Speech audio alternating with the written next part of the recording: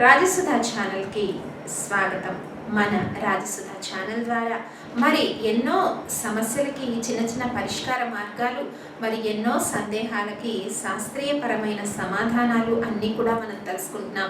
మరి హేలంబి నామ సంవత్సరంలో మిథున రాశి వారికి ఎలా ఉండబోతుందో తెలుసుకుందాం.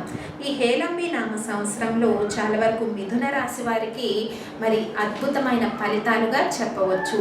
చాలా వరకు గురువు బలీయంగా ఉండడం వల్ల, రాహుకేతువుల సంచారం వల్ల పనులన్నీ కూడా చక్కగా సాఫీగా మరి ఈ హేలంబి నామ సంవత్సరంలో మిథున రాశి వారికి సాగిపోతాయి. ముఖ్యంగా మిథున రాశి వారందరూ కూడా తీర్థయాత్ర దర్శనము, అలాగే పుణ్య నది స్నానము, అలాగే బంధుమిత్రులతో కలిసి ఈ సంవత్సరంలో మీరు విందు వినోదాల్లో పాల్గొంటారు.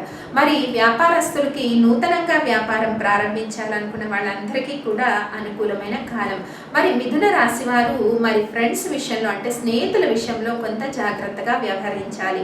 అలాగే మిథున రాశి వారికి హేలంబి నామ సంవత్సరంలో నవంబర్ తర్వాత మరికొన్ని అనుకూలమైన పరిస్థితులు ఏర్పడే అవకాశం ఉంది.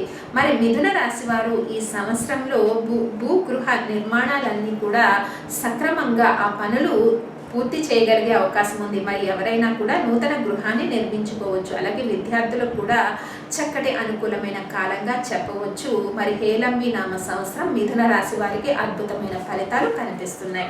మరిన్ని పరిష్కార మార్గాల కోసం సబ్స్క్రైబ్ చేయండి రాజసుధా ఛానల్. మరి దీనికి మీకు ఎటువంటి ఛార్జీలు కూడా పడవు.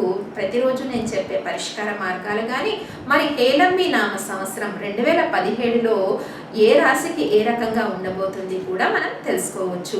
అలాగే మిథున రాశి వారు మరి ఈ సంవత్సరంలో మరి చక్కగా హనుమాన్ ఆరాధన చేసినట్టయితే, శనివారం కానీ మంగళవారం కానీ హనుమాన్ ఆరాధన చేసినట్టయితే, చక్కగా నువ్వుల నూనెతో హనుమంతుడికి దీపం పెట్టినట్టయితే, మరి స్నేహితుల వల్ల కొన్ని రకాల అవరోధాలను చెప్పుకున్నాం కదా, అవన్నీ కూడా మీరు అధిగమించే అవకాశం ఉంది. సబ్స్క్రైబ్ చేయండి రాజసుధా ఛానల్, వీక్షించండి రాజసుధా ఛానల్.